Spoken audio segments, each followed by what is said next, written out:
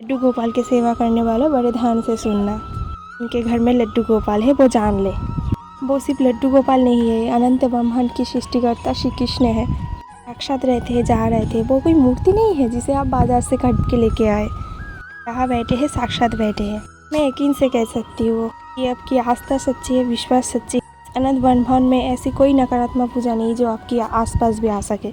बस विश्वास रखिए और आस्था रखिए। ऐसे विश्वास की एक प्रसंग में आप लोगों को सुनाऊं। दिन बहुत सारे लोग वृंदावन जा रहे थे और उन लोगों में से एक व्यक्ति था जिनके पास लड्डू गोपाल थे। वो अपनी लड्डू गोपाल को हर जगह लेके जाते थे, जहाँ पर वो जाते थे वहाँ पर अपनी लड्डू गोपाल को लेके जाते थे। तो वैसे ही वो ट्रेन पर उठे अपनी लड्डू गोपाल को लेकर, और जहाँ पर उनकी सीट थी वहाँ पर देखा बहुत सारे लोग कीर्तन कर रहे हैं। तो उस कीर्तन में वो भी शामिल हो गए और अपनी लड्डू गोपाल को ऊपर वाली सीट पर रख दिया। तो ऐसे ही वो कीर्तन सुनते रहे, पूरे रास्ते कीर्तन सुनते सुनते गए और अपने लड्डू गोपाल को देखते गए। तो ऐसे ही वक्त पर वो उनका ध्यान नहीं था, तो मथुरा स्टेशन आ गए।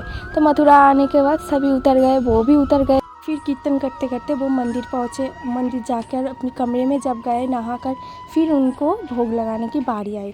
तो जब भोग लगाने की बारी आई तभी उनको याद आया, मेरी लड्डू कहाँ है, मेरी लड्डू गोपाल कहाँ रख दिया। तो तभी वो ढूंढने लगे, तो मिला ही नहीं। तब उनको याद आया, मैंने तो लड्डू गोपाल को ट्रेन से उतारा ही नहीं। तभी वो दौड़ कर स्टेशन में गए और स्टेशन जाकर स्टेशन मास्टर से पूछा कि वो ट्रेन क्या चली गई। तो तभी स्टेशन मास्टर ने बोला, नहीं अभी तो ट्रेन नहीं गई, वो ट्रेन वहीं पर खड़े हैं, पता नहीं क्यों ट्रेन नहीं चल रही। तो तभी वो जाकर ट्रेन में उठे और अपनी वही कमरे में जाकर देखा लड्डू गोपाल वहीं पर ही बैठे मुस्कुरा रहे हैं।